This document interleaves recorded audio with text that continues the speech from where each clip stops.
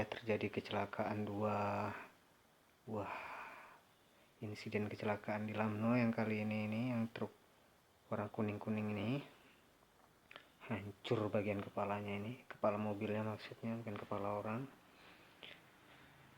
Mengerikan juga, mengerikan. Nggak tahu kayak mana supirnya ini.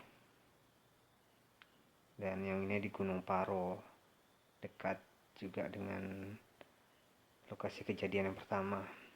Yang ini agak ngeri guys, geng, bro. Ini orangnya kelindes truk, hancur kepalanya. Hati-hatilah dalam berkendara, wak geng. Kalau mau nyalip hati-hati. Ingat tuh, bahaya. Ya wak geng ya.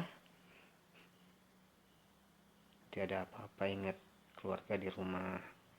Pelan asal selamat. Oke wak geng.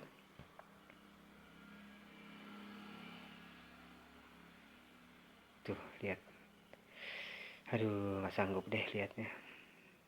Innalillahi wa inna ilaihi raji'un. Oke wak geng, thank you. Sekian.